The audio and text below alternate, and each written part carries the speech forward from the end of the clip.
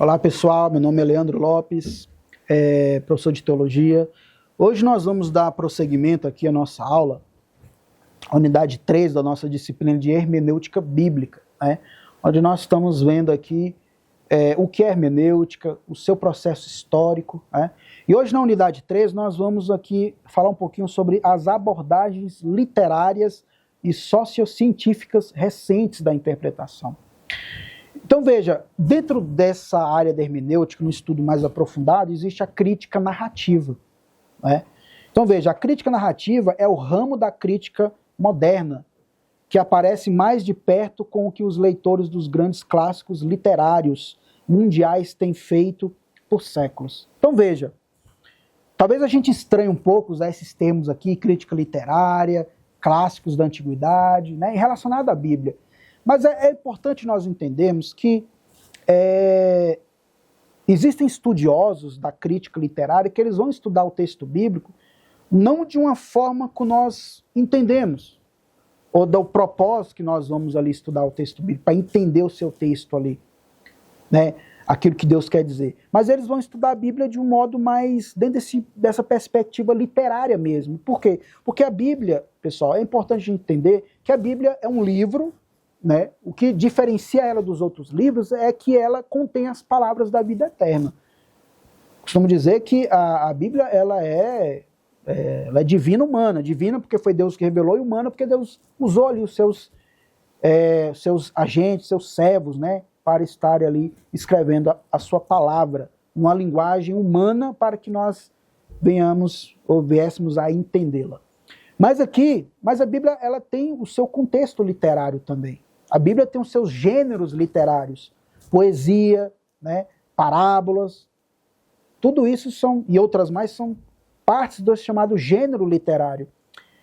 A própria profecia, ela tem o seu gênero literário, a qual envolve também poesia.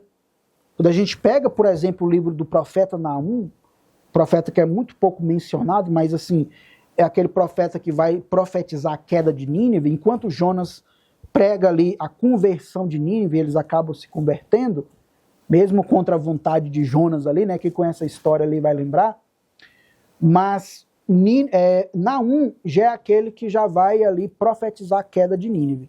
E é interessante quando nós estudamos ali, quando nós fazemos a exegese do texto de Naum, Naum ali está profetizando a queda de Nínive, até com uma forma sarcástica, mas ele usa ali uma poesia também. Existe poesia na profecia ali de Naum. Então a Bíblia ela contém poesia como seu gênero literário, as parábolas é um gênero literário, dentre outros, como exemplo aqui. Então é importante a gente saber disso. Então veja, o estudo da Bíblia como literatura se concentra nas perguntas que seriam feitas sobre Shakespeare, né, o famoso William Shakespeare, ou Cervantes, Miguel de Cervantes, né, ou Cícero, que foi um famoso escritor e político ali da antiga Roma. Então essas perguntas aqui seriam como se fossem feitas para eles. Esses homens que tanto contribuíram para a literatura. Então tem muita coisa que nós sabemos hoje que a gente deve a esses caras aqui, né, essas pessoas aqui. O Shakespeare, o Cervantes, né, o Cícero, etc. Agora, de valor espiritual, de valor especial para o gênero narrativo, essa abordagem analisa o enredo, a trama, os motivos, a caracterização, o estilo, as figuras de linguagem. A Bíblia contém várias figuras de linguagem, pessoal. Como eu falei agora há pouco, é um livro divino, é a palavra de Deus, mas ela contém várias figuras de linguagem. Paulo usou, por exemplo, a figura de linguagem conhecida como ironia. Então a Bíblia vai ter prosopopeia, né, vai ter a hipérbole, que é a famosa figura do exagero, né, vai ter poesia, vai ter, enfim, metáforas. Então vai ter várias figuras de linguagem, justamente que o escritor bíblico usou para que os leitores, nós também, pudéssemos entendê-la dentro do seu contexto também, né? Isso é importante. Então veja, essa abordagem irá concentrar mais em uma apreciação do valor estético ou, né, da obra do que em seu valor teológico-moral. Então dentro dessa perspectiva aqui, pessoal, essa abordagem mais literária da Bíblia, ela vai mais enfatizar a questão estética do que o seu valor teológico ou moral. Porque geralmente, quando um teólogo cristão vai ali estudar a Bíblia Sagrada, ele vai ali estudar também pegando esses dois elementos, esse valor teológico ou moral, né? Enquanto outra pessoa ali, dentro de uma perspectiva mais literária, ele vai mais enfatizar essa perspectiva estética do texto, né? Então esse valor moral, for também estudado, será do ponto de vista de um observador externo, né? Não como um devoto de uma religião ou particular. Então,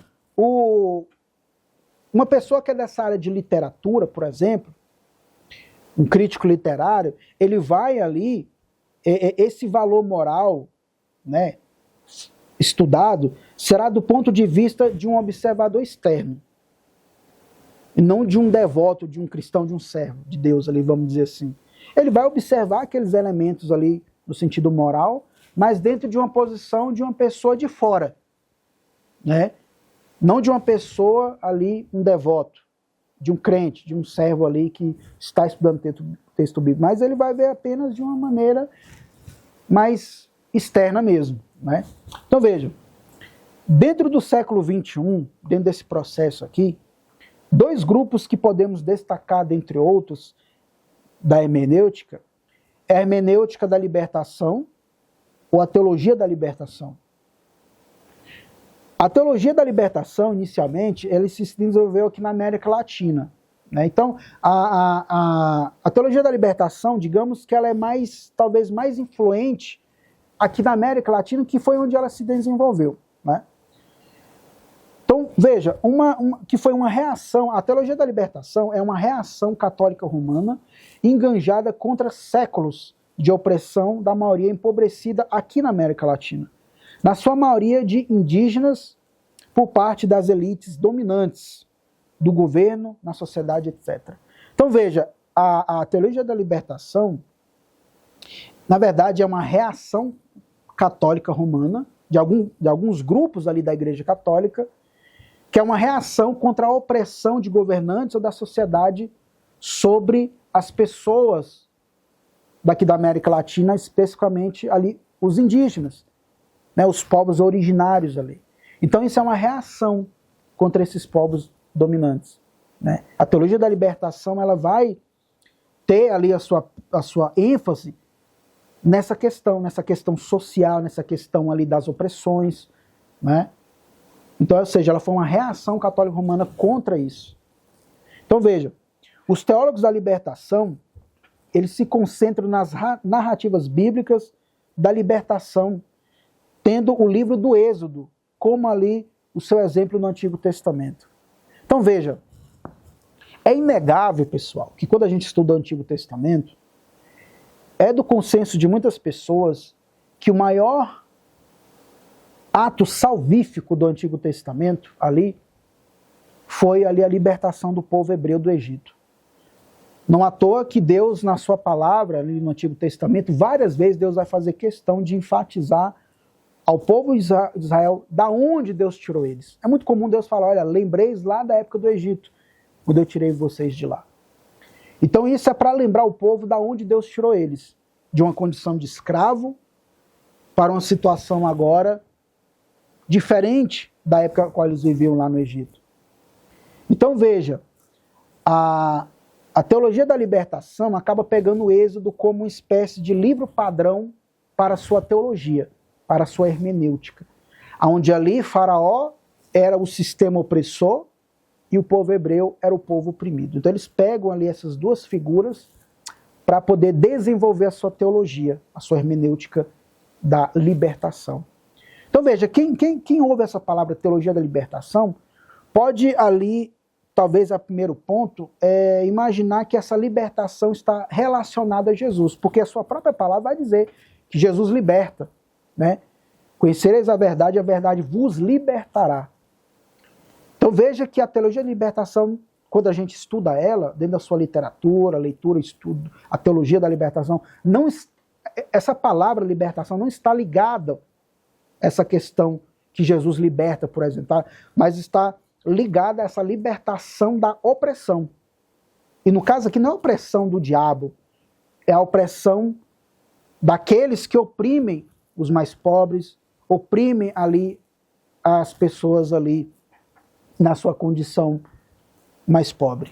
Então, basicamente, a teologia da libertação, a perspectiva da teologia da libertação sempre vai ser esse elemento do opressor, do sistema opressor, e aquele, o pobre, que é o oprimido.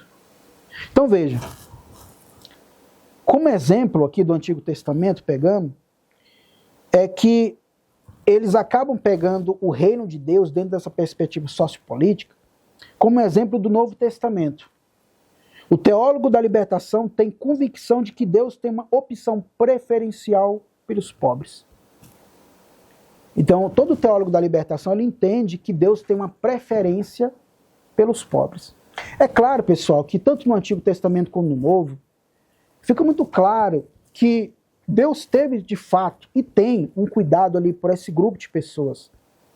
Não à toa que Deus, ele dentro da lei ali, Deus manda ali, como um dos requisitos do rei, de um rei ali, era cuidar da viúva, do pobre e do estrangeiro.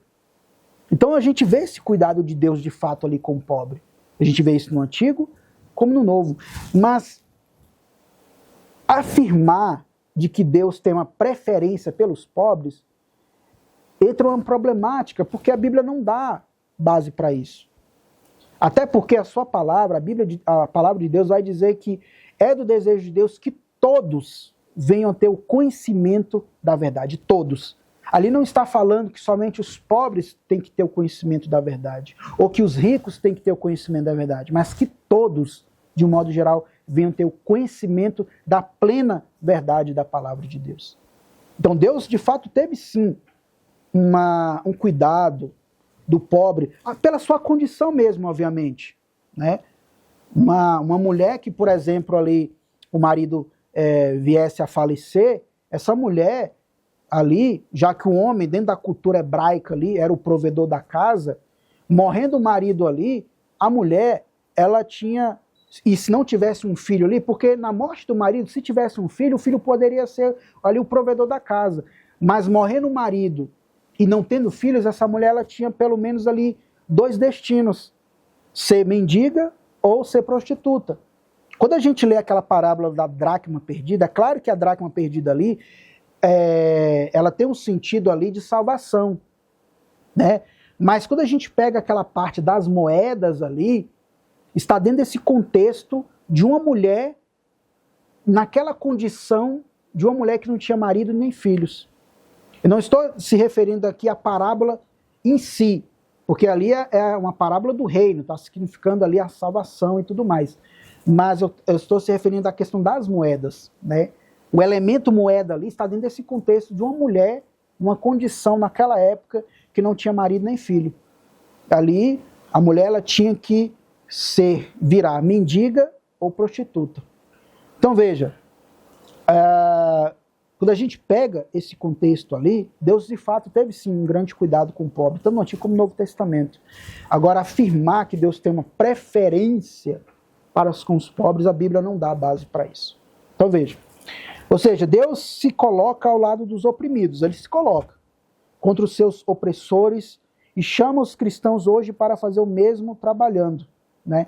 Veja que os teólogos da libertação, eles entendem que hoje a igreja cristã ela tem que fazer esse papel como eles fazem.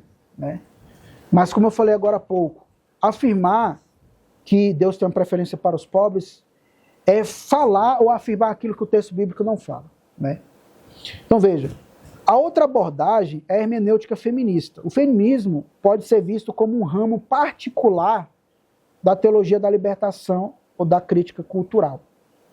Então, quando a gente pega a teologia feminista, nós podemos ali entender que eles andam de mãos dadas com a teologia da libertação. Porque algumas abordagens, algumas perspectivas da teologia da libertação será de acordo com aquilo também que a teologia feminista também prega. Né? A questão do patriarcado, a questão da submissão, dentre outras coisas mais. Né? Então veja, geralmente as teólogas feministas, ou quem é adepta a essa teologia, critica a Bíblia chamando-a de machista. Só que aqui comete um erro, pessoal, porque eu sou professor de história também, e veja, quem é dessa área de história usa muito uma palavra, quem é dessa área de humanidades, né, de humanas, história, sociologia, tal, filosofia, mas história usa-se muito uma palavra no dia a dia que é chamada anacronismo. O que é o anacronismo? Anacronismo é quando nós pegamos o nosso contexto hoje, século XXI, e transportamos lá para o século XV, século XVIII, né? Ou aqui, especificamente, para o texto bíblico. Por quê? Porque nós aprendemos nas aulas passadas que o significado das palavras elas mudam ao decorrer do tempo. Então, por exemplo, hoje a gente pode pegar a figura do imperador romano e a gente pode dizer que eles eram ditadores. Só que essa palavra ditador não existia na época ali dos imperadores. Hoje, a gente pode, se fosse hoje, a gente poderia classificar eles como ditadores. Mas nós não podemos pegar essa palavra ditador hoje, na sua concepção, no seu sentido, e aplicar para aquele contexto ali do Império Romano, porque não existia esse conceito na época. Pegando assim como exemplo. Então veja, quando as pessoas, os críticos da Bíblia, a teologia feminista, ou as teólogas feministas, falam que a Bíblia é machista, eles estão cometendo o anacronismo. Por quê? Porque não existia esse conceito na época. Né? Então daqui já é a primeira problemática. Né? Então veja, Jesus colocou o papel da mulher e isso eles não percebem. Porque Jesus, pessoal, ele colocou o papel da mulher em destaque. O cristianismo, ele coloca a mulher em destaque. Quando Maria ali, Madalena, vai ali testemunhar a ressurreição de Jesus, que foi a primeira que viu, quando ela vai falar ali, testemunhar ali da ressurreição de Jesus, os discípulos eles não acreditam nela. Por quê? Porque dentro daquele contexto ali, o testemunho de uma mulher não valia nada. Né? Mas Jesus, digamos assim, ironicamente, Jesus aparece primeiramente a quem? A uma mulher, e não a um homem. Então veja que Maria Madalena foi uma das mulheres mais, digamos, próximas de Jesus ali. Além de Pedro, Tiago, João ali, Maria Madalena foi uma das mais próximas ali de Jesus. Olha só que interessante. Então Jesus foi aquele que coloca a mulher em destaque. Quando a gente vê a história da igreja, a gente vai ver o papel importante das mulheres.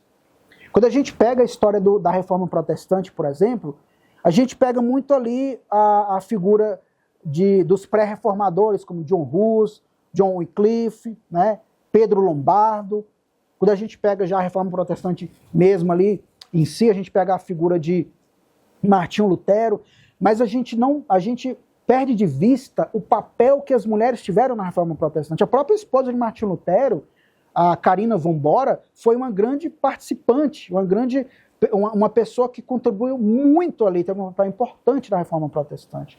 Então veja que quando as teólogas feministas falam que a Bíblia é machista, que a mulher sempre fica num papel inferior, elas esquecem que Jesus colocou a mulher em papel de destaque. Elas esquecem que dentro da história do cristianismo, a mulher foi colocada em destaque. E isso, pessoal, está registrado, está na história. Né? Então, perde de vista esses elementos. Então, acaba sendo como é que eu vou dizer? Acaba sendo uma crítica desonesta, porque o próprio Jesus colocou a mulher em destaque, o cristianismo colocou a mulher em destaque. Então, essa acusação, essa crítica que a Bíblia é machista, primeiro, como nós aprendemos em uma das aulas passadas, a gente tem que entender o contexto cultural ao qual foi escrito o texto bíblico. Né? Então, isso aqui já é algo importante, mas acaba sendo, ao mesmo tempo, uma acusação desonesta, pessoal. Porque Jesus colocou a mulher em destaque. Né? Então veja, os teólogos feministas eles tentam reinterpretar a Bíblia, retirando algumas palavras que elas entendem que são palavras que falam da opressão da mulher ou da submissão. Então essa palavra submissão, elas entendem que a mulher tem que ficar sempre na dela, que a mulher não pode falar nada. Então a gente tem que entender o contexto bíblico. A gente tem que entender o contexto ali a qual está inserida essas palavras. Então, quando Paulo fala que a mulher deve ficar em silêncio, mas que deve falar ao seu marido quando chegar em casa, por exemplo, a gente tem que entender o contexto ali. Porque também dentro do contexto grego ali, a qual Paulo era ali uma pessoa que entendia o contexto grego ali, não era bem visto uma mulher falar em público. Né? Então, quando uma mulher ali, naquele contexto ali, tinha alguma dúvida, ela chegaria em casa e perguntava para o seu marido. Agora, não era bem visto uma mulher ali falar em público. Ou seja, Paulo não está sendo machista. Paulo apenas ele fala que naquele contexto ali, era proibido a mulher falar. Era proibido a mulher falar, que a mulher fique em silêncio. Mas Paulo não está sendo machista ali. Ele está inserindo aquela palavra ali dentro daquele contexto grego. Né? E sem contar também, pessoal, que ali, quando Paulo fala isso, está dentro de um contexto ali de igreja, né? Um contexto onde a igreja tinha que estar em ordem ali. O culto estava acontecendo, as coisas são em ordem. Não faz sentido várias pessoas estarem falando ao mesmo tempo. Lembre-se que quando a gente lê ali a carta de 1 Coríntios, na questão dos dons ali, nós percebemos ali que Paulo, ele vai dizer o quê? Que aquele que está falando em línguas, que tem aquele que interprete. Aquele que está profetizando, se tiver alguém ali profetizando, que o outro se cale. Então veja que quando Paulo fala que a mulher fica em silêncio, a gente pega esses dois elementos aqui, não faz sentido várias pessoas estarem falando ao mesmo tempo. Então olha só que interessante. Então é necessário a teologia feminista entender que essas coisas foram o quê? Inseridas dentro de um contexto histórico, dentro de um contexto cultural da época. Então, pessoal, espero que vocês tenham gostado dessa terceira unidade, né? Onde nós podemos abordar aqui a hermenêutica dentro dessa questão, dentro de uma perspectiva mais literária. Nós aprendemos aqui que a história da interpretação também, ela vai ter as suas problemáticas, chegando aqui no nosso século XXI. Espero vocês até a próxima aula.